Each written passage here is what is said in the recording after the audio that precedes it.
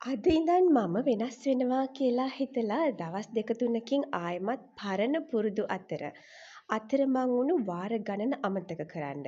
ඒක ඔයාගේ විතරක් නෙමෙයි. අපි හැමෝගෙම ජීවිතවල වෙන දෙයක්.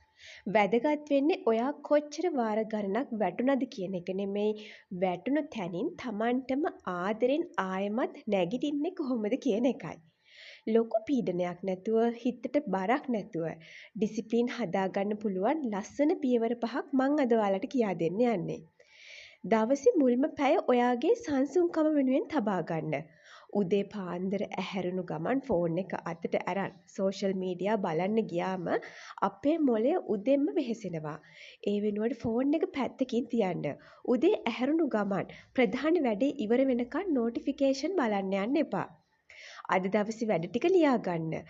ලොකු කරන්න බැරි ටාගට් ලියන්නේ නැතුව අද දවස ඇතුළත ඔයාට සැබෑවටම කරලා ඉවර කරගන්න පුළුවන් කුඩා වැඩ 3ක් 4ක් කොලයක ලියා ගන්න.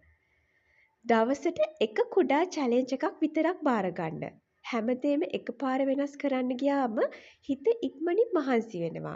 ඒ නිසා ඔයාගේ අනාගතයට ඉතාමත් වැදගත්. ඒත් කරන්න ටිකක් කම්මැලි කියලා හිතන එකම එක වැඩක් තෝරගන්න. පැයක් එක දිගට ෆෝන් එක අතට ගන්නේ නැතුව පාඩම් කරන එක හෝ වැඩ ටික ඉවර කරන එක. ඒ වගේම ශරීරයට අහිතකර කෑම සහ අපතේ යන ස්ක්‍රීන් ටයිම් එක සීමා කරන එක. ඒ තෝරාගත් එකම දේ මොකක් වුණත් ඒ දේ අද දවස ඇතුළත අවසන් කරන්න.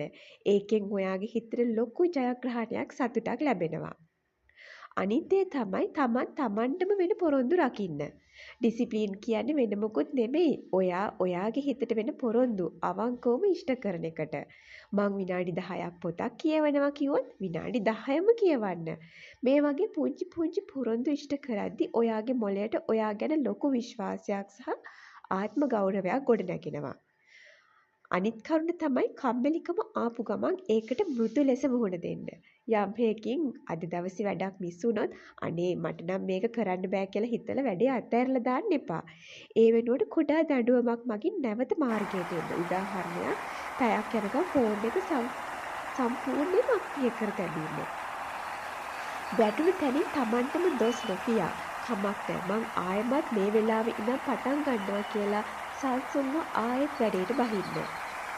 තීරණ ගැනීමේ මහන්සිය අඩු කරගන්න. හැම තත්පරේම මං දැන් මොකද කරන්න කියලා හිතන්න කියපුවාම මොළය මහන්සි වෙනවා. ඒ නිසා ජීවිතය සරල කරගන්න. හැමදාම එකම වෙලාවට හැරෙන්න පුරුදු වෙන්න. දවසේ අත්‍යවශ්‍ය වැඩ ටික සඳහා ස්ථීර වෙලාවන් වෙන් කරගන්න. සංසුන් පිළිවෙලකට සකස් වුණු රූටින් එකක් තියෙන කෙනෙක්ට ජීවිතයේ ඕනෑම අභියෝගයකට හිතේ සැහැල්ලුවෙන් මුහුණ දෙන්න පුළුවන්.